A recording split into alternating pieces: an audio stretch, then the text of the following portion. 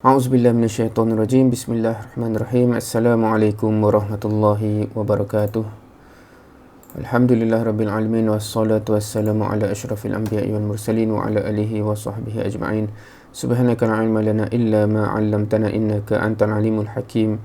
Rabbi shrah li sadri wa yassir li amri wahlul 'uqdatam min lisani yafqahu qawli.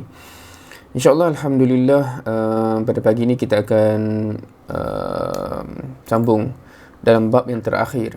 Sedar kita dah sampai kepada bab yang terakhir, bab yang ke-17 daripada penulisan Muhammad Ahmad Ar-Rashid, yakni buku Al-Muntalaq. So sekali lalu, seperti biasa, kita akan refresh apakah yang kita telah kupas, kita dah bedah daripada awal. Bermula dengan muqaddimah daripada buku ini, Ijlis bina nu'min sa'ah. Kemudian bab yang pertama, kita menolak al-hawa. Bab yang kedua, hanya gerhana bukan terbenamnya matahari. Bab yang ketiga, golongan baik yang dibinasakan. Bab yang keempat, kewajipan dakwah ke jalan Allah. Bab yang kelima, ahli ibadah yang bermain-main. Bab yang keenam, pelukan cendekiawan. Bab yang ketujuh, jihad dengan hujjah. Bab yang ke-8, asas fiqh amal jama'i menurut salafus salih.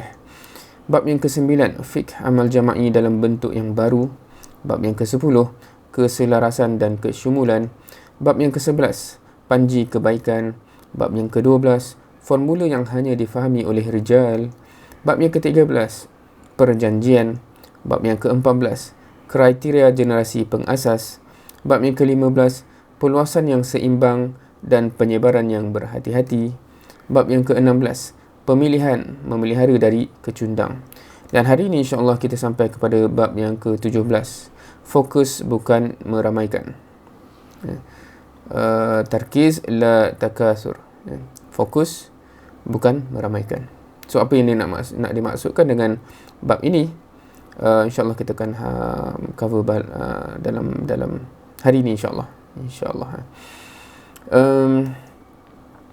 Jadi terus insyaAllah kita masuk kepada perenggan-perenggan tulisan Muhammad Ahmad Ar-Rashid dalam bab ini. Okey. Pemilihan yang teliti adalah cara pertama yang dapat memelihara dari kehancuran akibat kespontanan. Cara pemeliharaan kedua pula terletak pada proses tajmi' yang hendaklah seimbang dengan tenaga murabbi. Sekira-kira mereka semua boleh diperdengarkan dengan kata-kata arahan dengan fokus yang berkesan dan murabbi mampu menahan pengaruh luar daripada yang ditajmi'. Proses penyelesaian kedua ini sememangnya sukar. Kesukaran yang dimaksudkan ialah sukar untuk menguasai dan mengawal keinginan-keinginan kejiwaan yang wujud pada setiap manusia yang sukakan melimpah ruah dan banyak dalam apa jua perkara, seperti mana yang telah ditunjukkan oleh Al-Quran secara ringkas dalam firman Allah Subhanahu wa taala, Alhaakumut takatsur. A'udzubillahi minasyaitonirrajim. Alhaakumut takatsur. Kamu telah dilalaikan oleh perlumbaan. Itu translation dia, berlumba-lumba nak banyak lah tuan, takatsur. Surah At-Takatsur ayat 1. Manusia sukakan banyak bilangan dalam semua benda, harta, ilmu pengetahuan, anak-anak dan pengikut, bahkan apa saja perkara. Itulah tabiat dan kecenderungan yang tidak mungkin dikawal kecuali dengan tarbiyah yang mantap dan mendalam. Bahaya pengabaian aspek ini adalah kerana tindakan memenuhi kehendak naluri yang akan membawa kepada kepuasan. Kepuasan itu adalah salah satu keadaan jiwa yang memberi kesan negatif kepada akal dan membuatkannya jatuh lemah. Rasa kepuasan itu adalah lawan kepada rasa takut tidak tercapai sesuatu. Dalam jiwa manusia, ketenangan biasanya bersama dengan kepuasan dan kewaspadaan ada bersama kebimbangan. Sebagaimana yang telah sedia maklum, akal manusia paling pantas, banyak bekerja dan tajam semasa dia berada dalam keadaan takut dan berjaga-jaga. Oleh itu, kepuasan sering disertai dengan tindakan tanpa usul periksa. Semua orang mempunyai sikap begitu, sama ada dia pemimpin atau pengikut mereka, kerana rasa banyak itu menyebabkan timbul keterangan dan rasa terjamin. Okey, ini mukadimah baru tentang benda-benda yang ada dalam kita manusia, secara manusiawinya, kesukaan kita, sifat kita, dan di awal tadi dikaitkan dengan kepentingan mengawal perkara ini dalam usaha dakwah kita. Seterusnya masuk kepada subtopik yang pertama dalam bab ni, pertarungan jiwa. Pernyataan ini mengukuhkan lagi apa yang kita sebut tentang betapa sukarnya pertarungan yang dihadapi oleh dakwah. Medan pertarungannya adalah jiwa manusia yang begitu kompleks dan kusut. So, the battlefield is actually inside. Anda bukan berinteraksi dengan batu-batu keras atau manusia malaikat yang suci dari noda dan dosa, tetapi dengan jiwa manusia yang mempunyai pelbagai naluri. Naluri suka menjadi kekal, gemarkan banyak dan melimpah, dan naluri ingin memuaskan seks. Ada pula naluri dendam, waspada dan ingin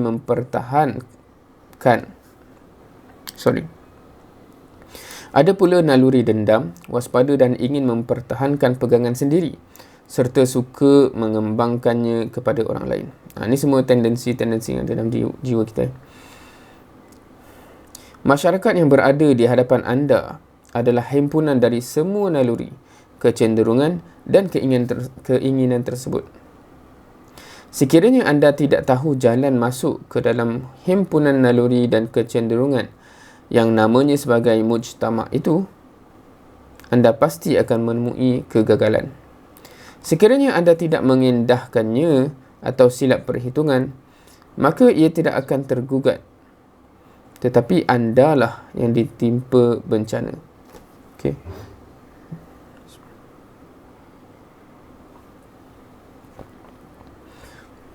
So, ini adalah faktor yang terpaksa kita sedari dan hadapi.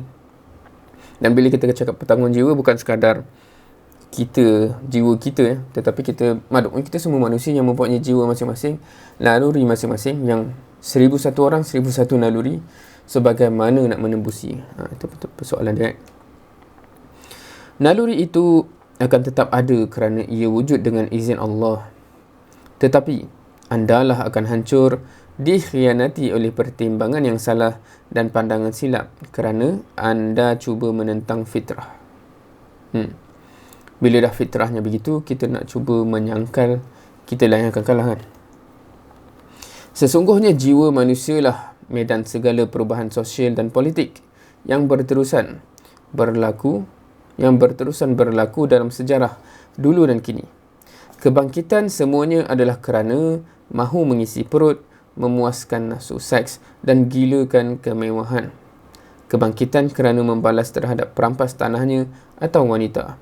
So ni nak ceritakan kenapa seseorang tu bertindak. Ada mengejar benda-benda yang disebutkan tadi, ataupun membalas terhadap apa yang berlaku, kan? Itu hakikat naluri manusia yang telah menyebabkan berlakunya even episod-episod besar dalam sejarah manusia. So it all begin inside. Kebangkitan demi mengembangkan kepercayaan yang dipegang atau memerangi orang yang tidak sepegangan dengan pegangannya. Pegangan dalam erti kata yang luas termasuk nilai-nilai sama ada betul atau salah. This is also inside. Maksudnya, kenapa pertemuan orang yang mempunyai agama tertentu dan sama ada dia nak mengembangkannya atau nak memerangi orang yang selain daripadanya, itu semua juga dari dalam. Itulah kebangkitan, sama ada material atau bukan material dan bukan material. Itulah kebangkitan, sama ada material dan bukan material. Kadang-kala kedua-dua letusan ini berlaku bersama-sama dan kadang-kala pula terasing. Mereka semua adalah manusia.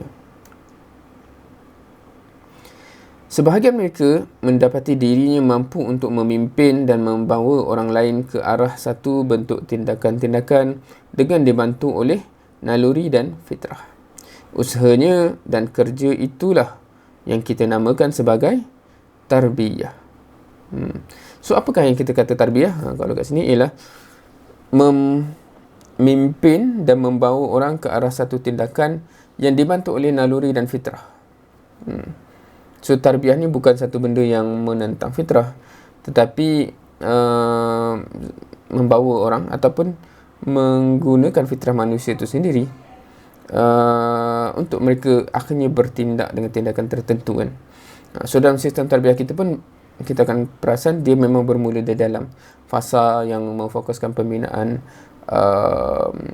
hati dan keimanan, kerana akhirnya semua tindakan yang kita nak terhasil tu daripada naluri dan fitrah, daripada dalam daripada jiwa. Pertarungan politik dan peperangan hanyalah satu bentuk bagi pertarungan jiwa. Apa maksudnya?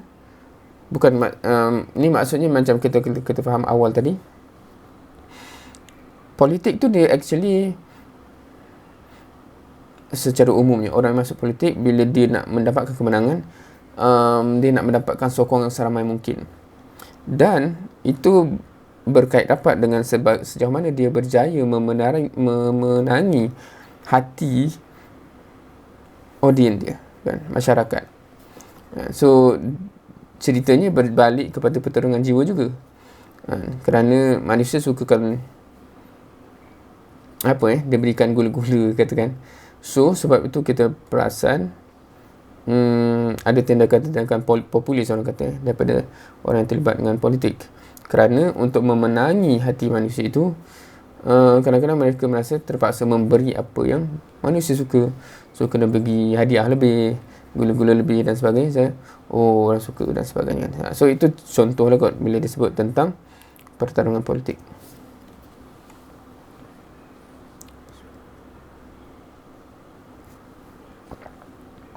Seterusnya, semalam kamu telah lalai kerana ingin banyak.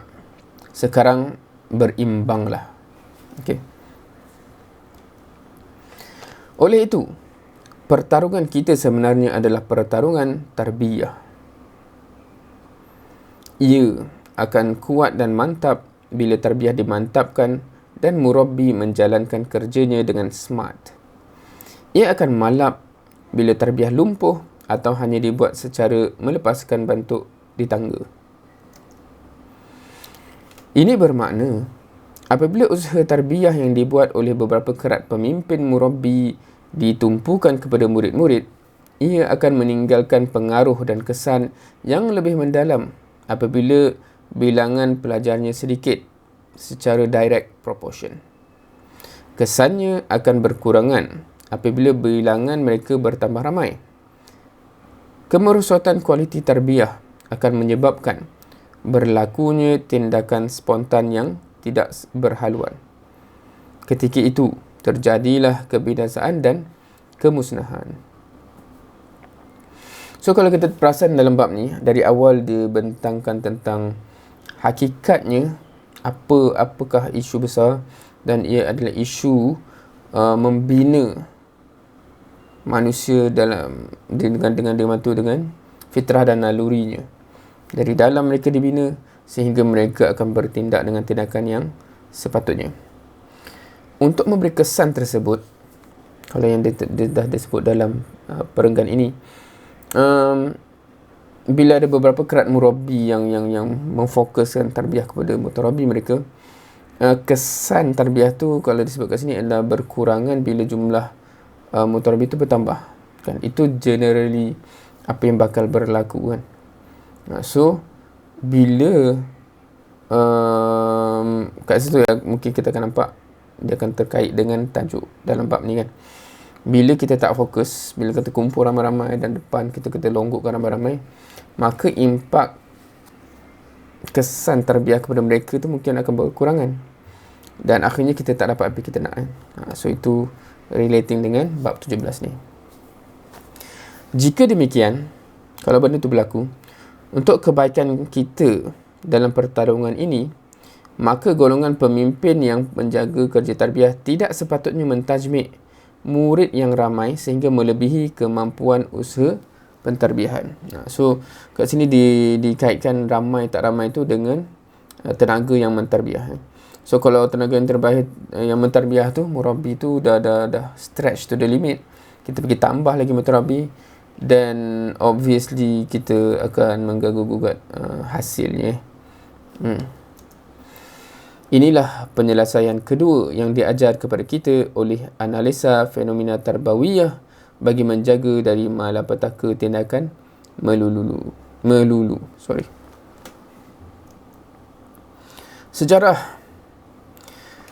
harakat Islam tidak berapa lama dahulu telah dapat melihat pertambahan bilangan anggota tanpa mutu yang telah menyukar dan melalaikan harakah. Ini memaksa da'i hari ini untuk mengambil pengajaran. Perkembangan yang seimbang adalah pesanan untuk hari esok. So dia akan ada efek, dan dia boleh jadi ada efek yang jangka panjang bila quality overall dah jatuh. So satu mindset yang perlu clear, kan, sebab kadang-kadang bila kita berkembang, obviously badangan kita bertambah, tetapi dia punya proportion tu kena jaga. Tenaga mentarbiah dan orang yang ditarbiah, kan. So kat sini macam ayatnya macam memfokuskan kepada menambah bilangan, soalannya janganlah tambah banyak sangat, kan. Of course sebenarnya dari segi realitinya ada satu sisi lagi ialah tenaga mentarbiah, kan. Dan kita dalam cycle ni, observation umum, kita dah jadi dalam cycle generation of murabbi tu kurang, dan ahli-ahli ni makin cair, kan, secara umum, dan cycle tu jadi berterusan. Dan of course dia ada abang kata correlation lah, maksudnya bila pool of yang terkumpul tu pun impact, ya, seperti kata-kata tadi, makin berkurang, kan. Daripada mereka, kalau ada nak jadi murabbi pun jadi kurang, dan kalau ada pun mungkin ada kekurangan yang tertentu, dan vicious cycle ni berterusan. So kita kena improve balik sebenarnya keadaan ni. Sekiranya kita betul-betul mahukan gerakan dakwah ini akhirnya di hujungnya memberi kesan yang besar kepada dunia. Tidak mungkin kalau benda ni berterusan begini. Kita katakan ia padahal pesanan untuk hari esok, kerana kita dapati ramai orang telah melupakannya. Padahal itulah wasiat lama dari Imam Hasan al-Banna rahimahullah yang ditegaskan sejak tahun 1938 di dalam muktamar kelima, dalam muktamar khamis. Ketika menjelaskan pelbagai jenis manusia ketika berdepan dengan kerja, khayalan langsung tidak menyumbang apa-apa, kerana ia hanyalah gambaran sahaja dalam memikul beban jihad. Hasan al-Banna telah berkata, Jadi saya mahu berterus terang betul-betul dengan kamu, kerana tiada guna lagi saya berselindung. Medan bercakap tidak sama dengan medan berkhayal. Medan beramal tidak sama dengan medan bercakap. Medan berjihad tidak sama dengan medan beramal. Medan berjihad sebenar tidak sama dengan medan berjihad yang silap. Kat sini wallahu alam macam mana translation dia. Biasanya kalau kita tengok muktamar khamis tu, dia taklah cakap medan jihad yang betul dan silap. Dia lebih kepada yang sebenar, yang real, dengan medan jihad yang taklah real. Ramai yang mudah berkhayal, namun tidak semua akan terbayang di dalam kepala mampu diungkapkan dengan kata-kata. Ramai yang mampu bercakap, namun hanya segelintir daripadanya yang mampu bertahan ketika beramal. Ramai yang bercakap ni tak teruji lagi bila beramal. Ramai di kalangan segelintir ini yang mampu beramal, namun hanya segelintir sahaja di kalangan mereka yang mampu memikul beban jihad yang sukar dan amal yang nekat. Para mujahid yang kecil jumlahnya ini mungkin akan tersilap jalan dan tidak menepati sasaran jika tidak kerana mereka dipelihara oleh Allah. Kisah Talut menjelaskan apa yang saya katakan ini. Sebab kalau kita fikir nak ramai, kalau kisah Talut tu kita tahu kan, takkanlah kita agree dengan tindakan yang menyebabkan berkurangnya tentera tu kan. Sebab ada yang dah tercicir, pergi minum dan sebagainya kan. Tapi hakikatnya penjagaan kualiti itu part of ceritanya, dan in the end Allah yang memelihara kan. Oleh itu, siapkanlah diri kamu, pupuklah jiwa kamu dengan tarbiyah yang betul, latihan yang ketat, dan ujilah diri kamu beramal dengan kerja-kerja yang keras, tidak disukai dan menyukarkan. Kekanglah dari segala kehendak dan adat kebiasaan yang biasa dilakukan oleh jiwa. Nah, kata-kata ni mengingatkan komentar berkenaan dengan wasilah katibah yang memang sepatutnya part of it lah. Maknanya tarbiyah yang betul-betul, latihan yang ketat dan menguji jiwa kita dan kerja-kerja yang di luar kebiasaan kita, yang kita tak berapa suka, tak berapa seronok kan. So bila dikongsikan macam mana para ikhwan dulu, bila tiba-tiba dia masukkan penjara dan sebagainya, mereka tidak culture shock, mereka tidak luntur dan sebagainya, sebab mereka memang dah terlatih, dah ditarbiyah sebelum itu lagi, untuk bila berhadapan dengan suasana sukar itu, tidur dalam tempat yang tidak selesa itu bukan satu benda yang mereka tidak biasa. Dalam tarbiyah pun, contohnya katibah dah melatih aspek itu kan. Bila dengar benda tu, kita kata kan, saya lah kata macam kita kat Malaysia ni patutlah kan tak jadi, sebab katibah pun orang datang bawa tilam, bawa bantal kalau tak selesa sikit tak nak kan. So something need to be rectified dalam konteks bila kita melihat tarbiyah ni apa. Ramai orang melihat tarbiyah ni macam majlis ilmu, tambah ilmu dan sebagainya. Mungkin sebab itu mindsetnya perlu dibetulkan kot. Sebab kat sini jelas menunjukkan dalam perbincangan ni lah, tarbiyah tu sepatutnya memupuk jiwa, memupuk naluri berdasarkan fitrah kita kan. Jadi kalau kesabaran kita dan sebagainya tidak pernah diuji dan dibina, macam mana kita kata kita tarbiyah? So kalau tarbiyah tu hanya sakafah dan ilmiah, itu belumlah mengkata di sini kan.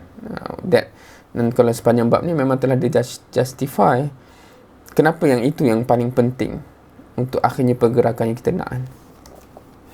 Fiqh itu dipusakai oleh Said Qutb rahimahullah. Ini menyebabkan beliau gelisah menjelang hari kematiannya apabila melihat keadaan Sudan yang dilanda dengan demonstrasi umat Islam yang merebak dan meluas, memenuhi jalan-jalan raya. Beliau pun memberikan wasiat kepada para da'i dari Sudan yang melawatnya. Beliau berkata kepada mereka, "Janganlah sambutan orang ramai itu menyibukkan kamu dari menyusun barisan dalaman dan menyediakan para pejuang yang mampu menghadapi segala kesukaran dan akan dapat bertahan lama." So ni komentar kepada para jundi untuk jangan terkesan sehingga lupa aspek utama yang perlu dijaga untuk kemaslahatan jangka panjang dakwah itu sendiri kan. Kalau kita terikut, bukan nak kata salahnya yang ramai-ramai tu, salahnya kita kalau kita tidak faham kenapa aspek penjagaan tu, kalau kita terlepas, kalau kita terlalai, dia akan ada kesan panjang masa depan kan. So itu yang menjadi fokusnya sebenarnya. Sebenarnya kepentingan pemantapan barisan dalaman bukan hanya kerana untuk memudahkan penyusunan dan memudahkan penggunaan tenaga secara selaras, tetapi kewujudan masyarakat tarbawi, quote unquote, akan mampu menjadi nursery kepada pentarbihan anak-anak baru. Ia akan mampu memperlihatkan bentuk-bentuk Islam dan mendinding mereka dari melihat pemandangan jahiliyah, orang-orang jahil, dan menghalang dari mendengar jahiliyah, dan sekaligus menjauhkan anak-anak baru, quote unquote, dari kesan dan pengaruh tarbiyah yang bukan Islam. Okay. So yang ditekankan kat sini, kewujudan orang yang benar-benar terkesan dengan tarbiyah ni bukan hanya isu kita kata menyusun, menggunakan tenaga dan sebagainya, tapi juga dekat situlah yang membentuk satu nursery daripada orang yang baru dia tazmid, lepas tu pun dan sebagainya dia akan absorb sebenarnya bi'ah tu kan.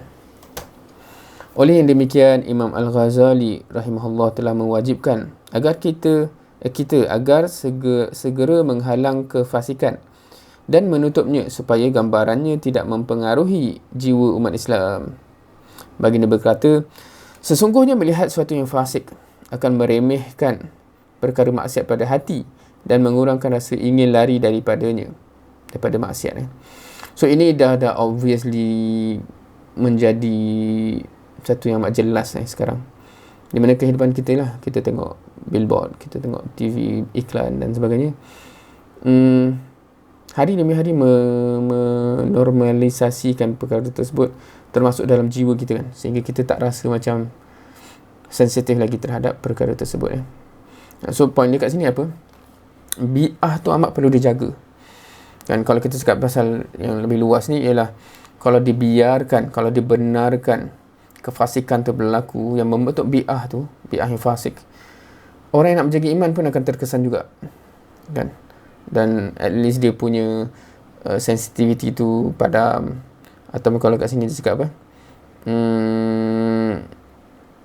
menyebabkan hati tu merasa remeh lah benda-benda ni. Alah, biasalah tu kan. Word-word tu menggambarkan keremehan dia. Dan kita pun kadang-kadang, na'udzubillah, kita pun kadang-kadang tersebut begitu kan. Bila kita tengok macam tu, macam alah, biasalah. Sepatutnya dia tidak biasa kan. Sepatutnya dia tidak biasa. Tetapi bila dia jadi bi'ah, dia jadi biasa kan. Dan kita pula dah rasa benda tu biasa. Sepatutnya amat rasa tak biasa benda tu berlaku dalam umat Islam. Betul tak? Setengah-setengah bendanya kan. So dalam tarbiyah pun samalah. Kalau bi'ah itu pun, orang-orang yang konon-konon dah terbina dalam tarbiyah tu pun tak solid. Lepas tu orang yang baru ikut tarbiyah melihat mereka pun kata kan. Ini juga bermakna wujudnya beberapa kefasikan. Yang ni fasik dalam erti kata syarak pada orang-orang yang ditajmik kerana kurangnya kemampuan tenaga tarbiyah kita untuk menghapuskan kefasikan itu dari mereka. Ni another added layer lah pula kan. Ini ditambah lagi oleh bilangan mereka yang ramai, maka penyakit ini berkemungkinan akan merebak kumannya kebahagiaan yang bersih. Kerana menjadi tabiat kehidupan berjamaah, memandang akan membawa kepada peniruan. So besar kerja ni kan. Sebab kalau benda tu tak ditangani, merebaklah dia kan. Kalau kita tengok sekolah agama pun sekolah agama yang nak diusahakanlah bi'ah yang baik, kita kontrol semuanya dan sebagainya, ada satu anasir je yang datang yang bawa benda lain, tiba-tiba dia boleh mempengaruhi ramai dalam tu, sesedar atau tidak. Tu kalau kita balik kepada point yang petik kat sini tentang kenapa amat ditekankan sangat untuk mengawal kemasukan unsur-unsur ni kan. Oleh itu, round yang terpaksa dilakukan oleh da'i ke tengah-tengah orang ramai untuk berdakwah, memberi tarbiyah secara amali kepada mereka dan untuk menambah anasir baru untuk dakwah, ini semua akan menyebabkan dia kurang sensitif dengan maksiat di dalam hatinya. Ini kerana dia berada terlalu lama di tengah-tengah orang ramai dan banyaknya maksiat di dalam hidupan awam. Yakni, of course, kita bukan salahkan masyarakat awam tu, mereka pun mangsa keadaan kan. Oleh itu, da'i berkenaan sepatutnya selalu berjumpa dengan masyarakat da'i yang bersih untuk melihat kembali pemandangan iman yang berlainan dengan pemandangan maksiat di luar sana. Ia sentiasa berulang alik di antara orang ramai dengan masyarakat khas yang akan menjernihkan hatinya yang telah dinodai oleh masyarakat. So kat sini mengemphasize realiti perlunya ada pool of orang yang mempunyai fikiran yang sama, yang akan menyebabkan bila pulangnya ke situ kita akan terkesan balik dengan bi'ah di situ kan. Setelah kita berada di Medan dan masyarakat umum yang membawa kepada satu realiti yang berbeza kan. So kalau kita terlalu dilute dan larut di situ, susah kita nak tahan lama So sepatutnya memang ada masyarakat da'i yang solid kan, yang membentuk bi'ah di dalam sistem tarbiyah at least. Ini dengan sendirinya menuntut kita berusaha bersungguh-sungguh membersihkan masyarakat khas kerana supaya dia dapat melaksanakan peranan tarbiyahnya untuk setiap da'i yang bekerja round ni mungkin pergi ke tengah masyarakat. Di tengah-tengah masyarakat apabila mereka kembali kepada masyarakat khas yang jernih yang bersih itu, Kejernihan ini tidak mungkin dihasilkan kecuali perkembangan yang seimbang dengan kemampuan usaha tarbiyah. So dia bismillah akan kembali kepada point tu juga kan. So which is interesting, maksudnya bila kita go back to the point, kalau tenaga murabi kita sikit, kalau kita longgokkan murabi yang terlebih ramai sehingga kualiti delivery of tarbiyah tu merosot, so golongan-golongan ni pun akan jadi makin tidak solid lah. So bila dia tak solid, dia mewujudkan bi'ah yang tidak solid, dan kemudian dot cycle, satu orang baru masuk pun tengok tak solid, kita yang kembali dari Medan pun balik ke situ taklah solid, tengok suasana pun tak solid, dan tak membantu sangat kita pula dah kan. So all of this dia terkait dengan the first point of menjaga keseimbangan antara orang yang dikumpul dengan orang yang mentarbiyah kan. Kalau tak ada jaga, kita boleh perasan tengok bertimpa-timpa dia punya kesan, bukan hanya kepada tu kan, dia jadi bi'ah dan the whole thing, dan kita juga akan terkesan balik sebab kita tak ada bi'ah yang membantu untuk kita pergi balik kepadanya dan sebagainya kan. So setengah orang akan perasan benda ni bila relate, macam kenapa sekarang makin mencabar dakwah kita dalam fasa yang terbuka dan sebagainya. Dulu kan kita kadang-kadang tak dapat pinpoint dulu kenapa dulu macam terasa solid dan sebagainya walaupun jumlah masih kecil. Sebab salah satunya itulah kan, bila kita tak berkembang sangat lagi, bukan kita kata kita tak nak berkembang, kalau kita kata kita kejar rahmatan lil alamin, kita nak sampai ke ustaziatul alam, of course memang kita kena berkembang, tapi poin yang besar ialah keseimbangan itu kan. Yang mencabar sekarang lagi ialah bilangan murabi tu amat sikit. So kalau kita longgok ramai kat bawah dia tak dapat deliver, cycle dia, kesan dia, vicious cycle ni akan berterusan, na'udzubillah. Perkembangan luas yang cepat itu akan memakan tenaga yang ada. Ia juga melemahkan hasil natijah yang akan datang. So hasilnya akan jadi tak cukup mantap. Okay. So hopefully kita boleh faham banyak benda yang dah di-establish kat situ dan seriously benda tu patut dijaga. So kadang-kadang kita telah mewarisi, kadang-kadang kita dah rasa suka semua ni kan, kita dah mewarisi kesilapan yang berlaku satu ketika sebelum ni. So sekarang kita jangan continue mistake tersebut lah. Kita kena improve supaya generasi akan datang makin solid dan makin solid dan makin solid. Seterusnya, peranan tajamuk dalam penyempurnaan tarbiyah.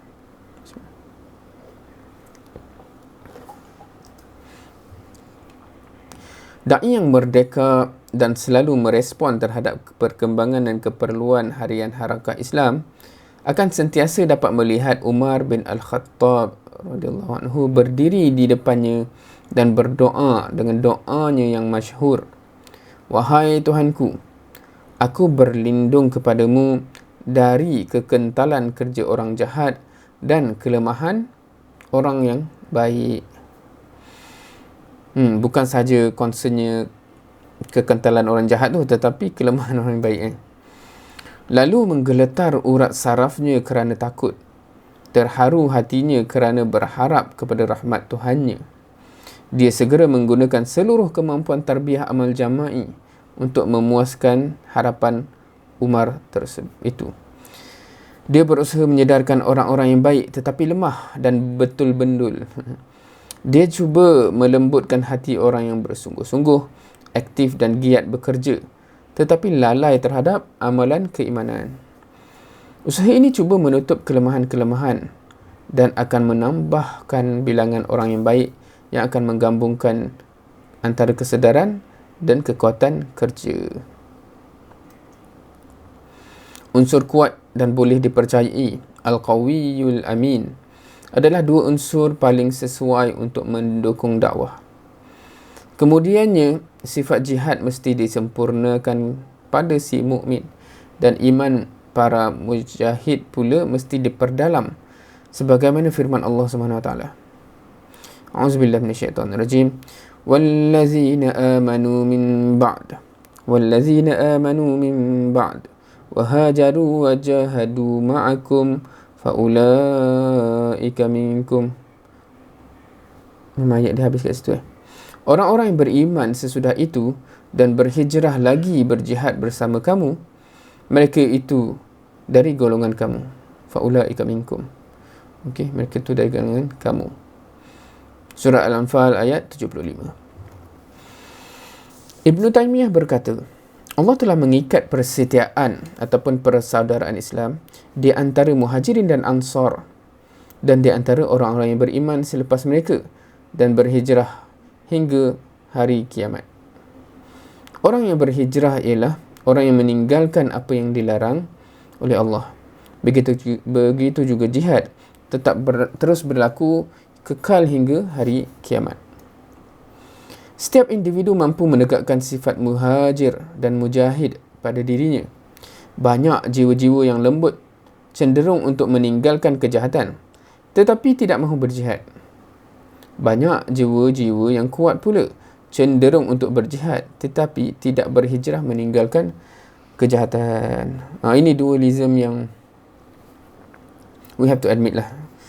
That's the challenge bagi kebanyakan kita dan makhluk kita. Ada yang ada kecenderungan untuk saya memang nak jadi baik, tapi jom kita berjihad bersama. Tak apalah bang. Dia gitu kan. Ada pula yang jom kita buat kerja, jom kan. Tapi kalau di muhasabah untuk bagi diri tu memang sukar. Dan so begitu. Itu wujud Allah telah mengikat persetiaan kepada sesiapa yang mempunyai kedua-dua sifat ini. So nak kena ada dua-dua sifat tu kombinasi dalam diri kita. Mereka ialah umat Muhammad sallallahu alaihi wasallam yang beriman kepadanya dengan iman yang sebenar. So hopefully kita check diri kita lah, kita yang mana, dan hopefully kita resolve. Maksudnya nak memperbaiki diri sendiri, meninggalkan benda-benda yang sepatutnya kita tinggalkan, insya-Allah kita boleh buat. Jom berjihad di medan, kita boleh buat. Keupayaan setiap da'i untuk memiliki kedua-dua sifat ini dan keupayaan permasalahan umat Islam membuahkan kebaikan-kebaikan dari kedua-dua golongan tersebut. Ia merupakan dua tugas asasi bagi tarbiyah harakiyah kita. So nak tak nak, ini dua sifat asasi dalam tarbiyah kita. Bagi yang pertama, orang yang beriman tetapi tidak bekerja, atau orang yang ada kesedaran tetapi berhati keras. Tarbiyah Islam akan dapat menyempurnakan kekurangan masing-masing di bawah asuhan da'i sebelum mereka. Sepatutnya, so quite interesting, kadang-kadang kita mengharapkan ready-made benda dalam orang kan. Secara tidak sedar kadang-kadang, sebab bila kita kata kenapa tak menjadi dan sebagainya, so biasanya orang akan balikkan kepada mutarabih itu dan kata dia memang macam tu. Tapi kalau kita kata alasan tu valid, dan apa guna tarbiyah? Sebab tarbiyah lah yang nak mengubah benda tu kan. Kadang-kadang orang yang kita kumpul dari awal memang begitu kan, dia nak baiki diri dan sebagainya, tapi nak berjihad untuk dakwah tak boleh, susah kan. So kita nak bina dalaman dia supaya benda tu dapat diatasi. Dari segi permasalahan Islam pula, tarbiyah akan menyelaras usaha dua golongan ini secara disempurnakan dan distabilkan. Ia disatukan serta dirancang kegiatannya sehingga hasilnya membentuk kombinasi yang mantap, insya-Allah. Seterusnya kepada subtopik yang last. Bismillah.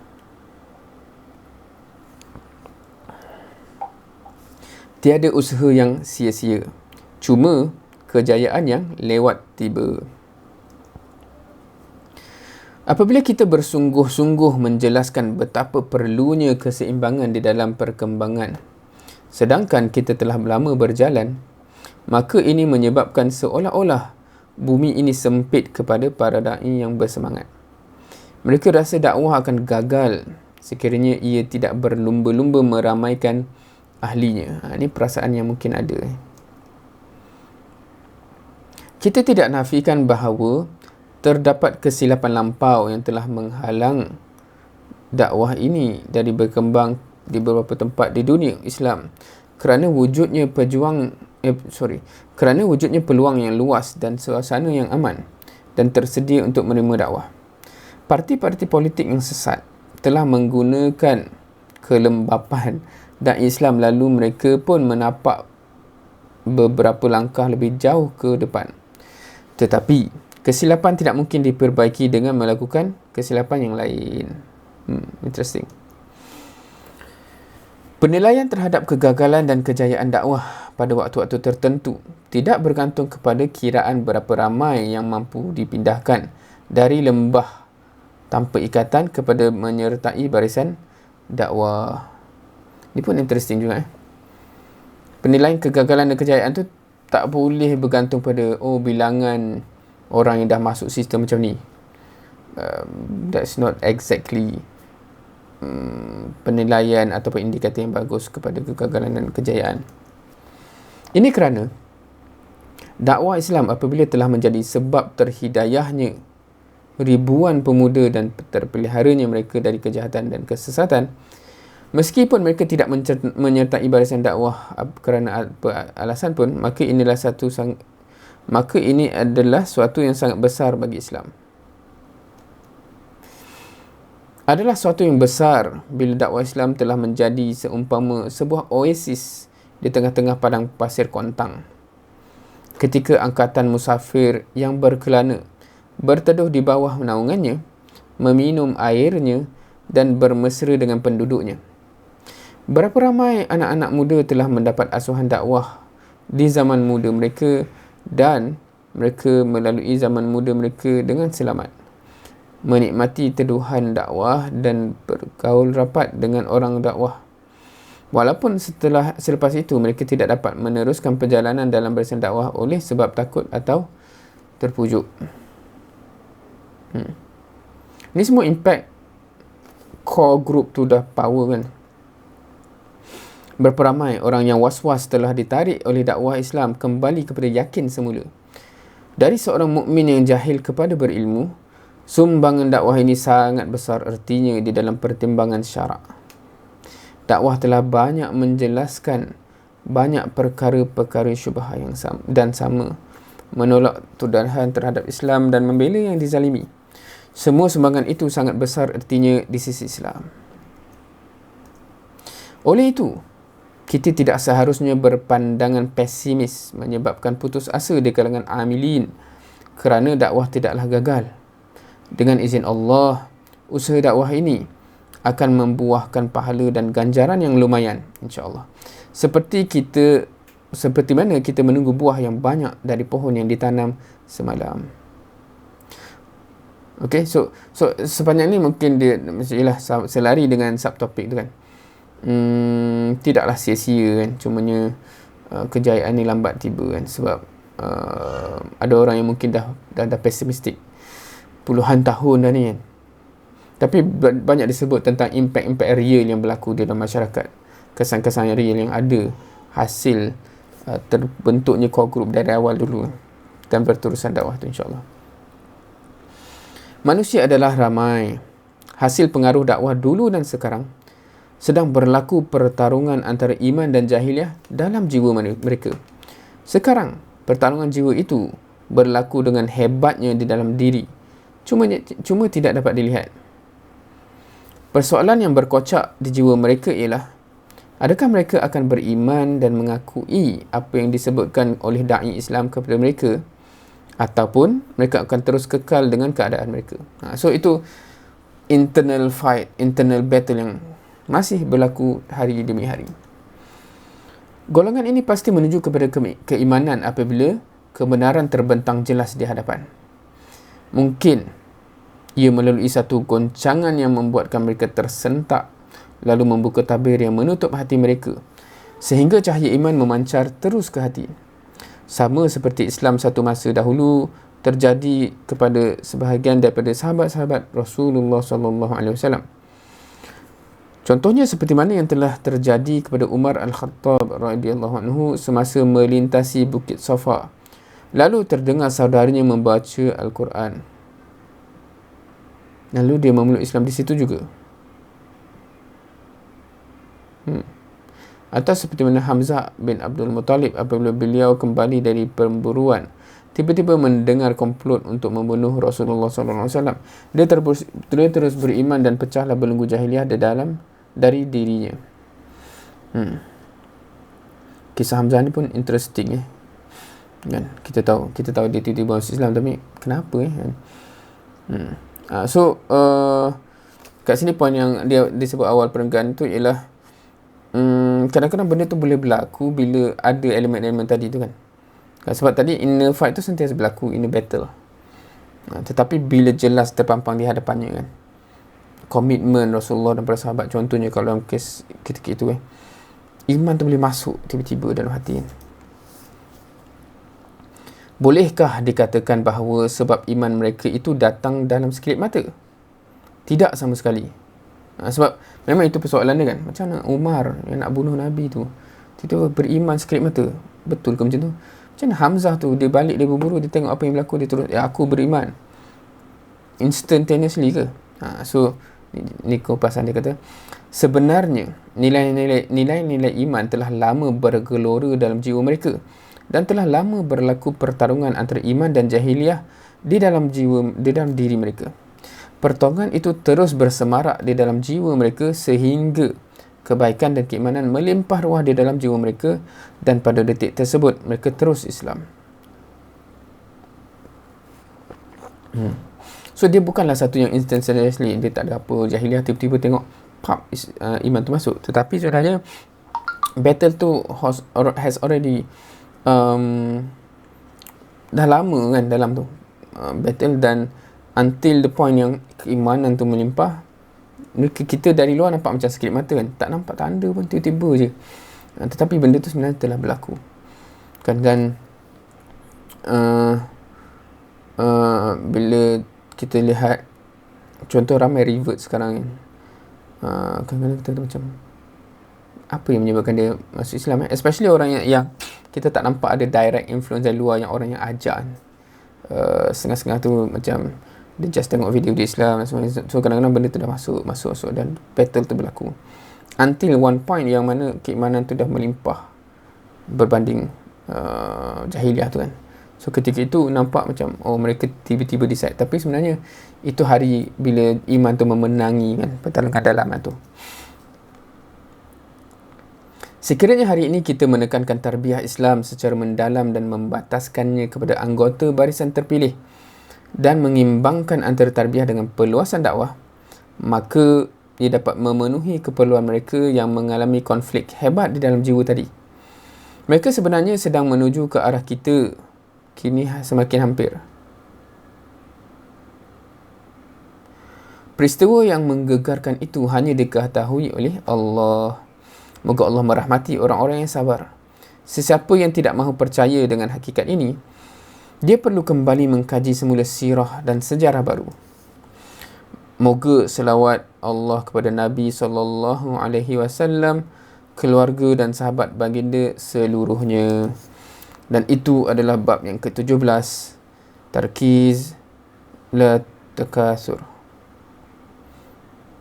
Fokus bukan meramaikan. InsyaAllah. So di situ berakhirnya bedah buku Muntalaq tulisan Muhammad Ahmad Ar-Rashid, yang mana in the end dia sampai ke the key point tu kan. Maksudnya dia satu cerita naratif yang panjang sebenarnya, dan mungkin insyaAllah kalau berkesempatan minggu depan kita akan just recap secara ringkas apa sebenarnya naratif yang berlaku, dan hopefully kita kalau siapa yang tengok dari awal sampai ke sekarang, insyaAllah kita dapat capture benda tu kan. Setiap bab ni kadang-kadang kita dah bincang selama sejam setengah kan. So banyak poin kat situ, tapi overall kan banyak poin-poin besar yang ditekankan daripada awal sampai ke dakwah tu kewajipan yang terbukti dalam bab tu, sehingga seterusnya amal jama'i, sehingga seterusnya sampai kepada fokus bukan meramaikan, untuk menjaga bi'ah, untuk dan sebagainya yang kita sebut tadi Dan di akhir tadi disebut bahawa impact tu berlaku bila terbentuknya apa yang kita nak tu. Impact tu berlaku sebenarnya kan. Walaupun kemenangan tu kita nampak macam lambat kan. Wallahu a'lam. Harapnya banyak kesan-kesan positif, dan maknanya harapnya banyak poin-poin yang diutarakan dalam buku ni memberi kita guidance, membuka paradigma kita kan, untuk melihat aspek-aspek yang mungkin selama ni kita terlepas pandang kan.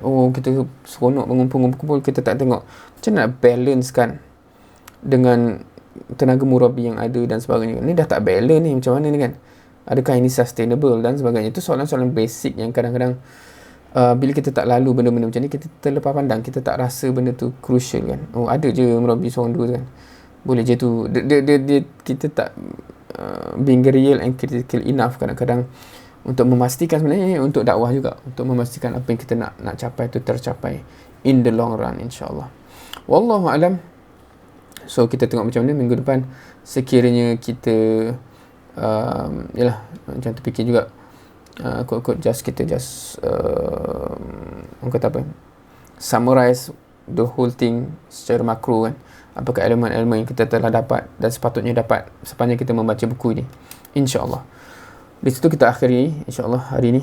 Subhanakallahumma bihamdik, asyhadu an la ilaha illa anta, astaghfiruka wa atubu ilaik. Dan insyaAllah kita jumpa lagi. Alhamdulillah, akhirnya kita habis juga cover buku ni. Wabillahi taufik wal hidayah. Wassalamualaikum warahmatullahi wabarakatuh.